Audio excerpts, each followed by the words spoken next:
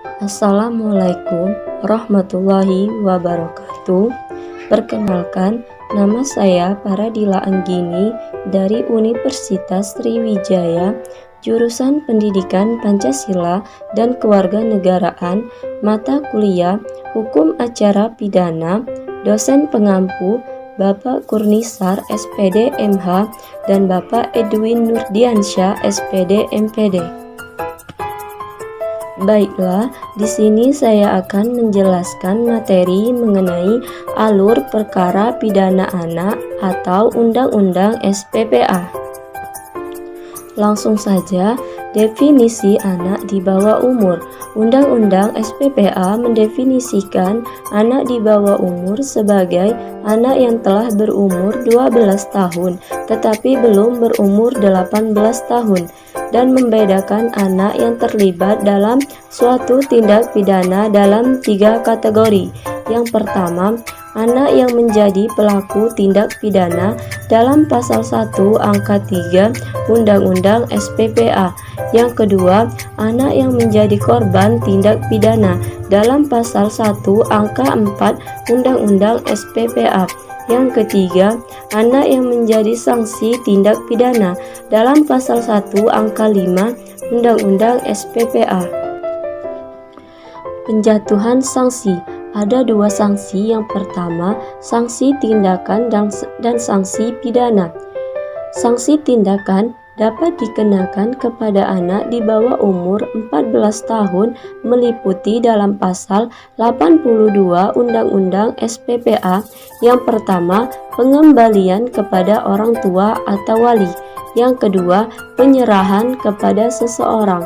Yang ketiga, perawatan di rumah sakit jiwa. Yang keempat, perawatan di LPKS.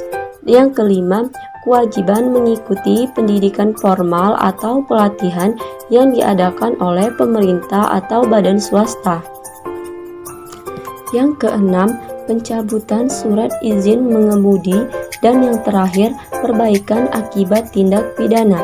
Adapun sanksi pidana dapat dikenakan kepada pelaku tindak pidana anak berumur 15 tahun ke atas terbagi atas pidana pokok dan pidana tambahan dalam pasal 71 Undang-Undang SPPA. Pidana pokok terdiri atas yang pertama, pidana peringatan, yang kedua, pidana dengan syarat yang terdiri atas pembinaan di luar lembaga, pelayanan masyarakat atau pengawasan. Yang ketiga, pelatihan kerja. Yang keempat, pembinaan dalam lembaga. Dan yang terakhir, penjara. Adapun hak-hak anak. Setiap anak dalam proses peradilan pidana berhak dalam pasal 3 Undang-Undang SPPA. Yang pertama, diperlakukan secara manusiawi dengan memperhatikan kebutuhan sesuai dengan umurnya.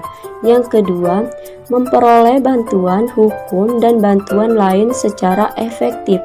Yang ketiga, bebas dari penyiksaan, penghukuman, atau perlakuan lain yang tidak manusiawi, serta merendahkan derajat dan martabatnya.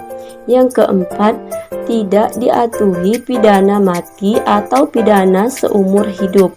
Yang kelima, memperoleh keadilan di muka pengadilan anak yang objektif, tidak memihak, dan dalam pidana yang tertutup untuk umum. Yang keenam, tidak dipublikasikan identitasnya.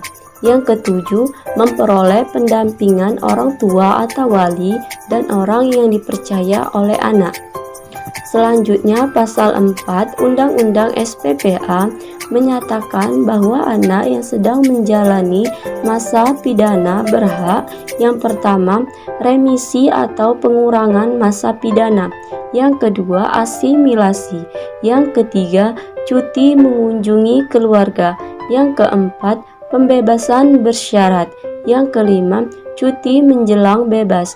Dan yang terakhir, cuti bersyarat. Adapun penahanan terhadap anak.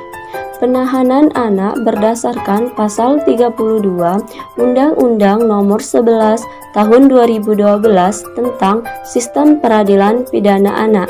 Yang pertama, Penahanan terhadap anak tidak boleh dilakukan dalam hal memperoleh jaminan dari orang tua atau lembaga bahwa anak tidak melarikan diri, menghilangkan barang bukti ataupun merusak barang bukti atau tidak akan mengulangi tindak pidana. Yang kedua, penahanan dapat dilakukan dengan syarat. Yang pertama, umur anak 14 tahun. Yang kedua, diduga melakukan tindak pidana dengan ancaman pidana penjara selama 7 tahun atau lebih. Materi selanjutnya, pemeriksaan terhadap anak sebagai saksi atau anak korban. Hakim dalam memeriksa perkara anak dalam sidang anak dinyatakan tertutup untuk umum kecuali pembacaan keputusan. Kemudian dalam proses persidangan, Pasal 55 Undang-Undang Nomor 11 Tahun 2012 tentang Sistem Peradilan Pidana Anak, hakim wajib memerintahkan orang tua atau wali atau pendamping ataupun pemberi bantuan hukum lainnya. Dalam hal itu, orang tua atau wali pendamping tidak hadir, sidang dilanjutkan dengan didampingi advokat atau pemberian bantuan hukum lainnya dan atau pembimbing kemasyarakatan. Dalam hal ini, anak korban atau anak saksi tidak dapat untuk memberikan keterangan di depan sidang pengadilan. Hakim dapat memerintahkan anak korban atau anak saksi didengar keterangannya di luar persidangan melalui perekaman elektronik yang dilakukan oleh pembimbing kemasyarakatan dengan dihadiri penyidik atau penuntut umum dan advokat atau pemberi bantuan hukum melalui pemeriksaan jarak jauh atau telekonferensi. Pasal 58 Undang-Undang Republik Indonesia Nomor 11 Tahun 2012 tentang Sistem Peradilan Pidana Anak. Adapun lembaga permasyarakatan, dalam pasal 86 ayat 1 Undang-Undang SPPA, anak yang belum selesai menjalani pidana di lembaga pembinaan khusus anak LPKA dan telah mencapai umur 18 tahun dipindahkan ke lembaga pemasyarakatan pemuda. Undang-Undang SPPA dan Undang-Undang Pengadilan Anak sama-sama mengatur bahwa penempatan anak di lembaga pemasyarakatan dilakukan dengan menyediakan blok tertentu bagi mereka yang telah mencapai umur 18 tahun dengan sampai 21 tahun dalam pasal 86 ayat 2 Undang-Undang SPPA dan dalam pasal 61 ayat 2 Undang-Undang Pengadilan Anak. Baiklah, itulah penjelasan dari saya. Jika ada kata-kata yang kurang berkenan, saya mohon maaf. Saya akhiri.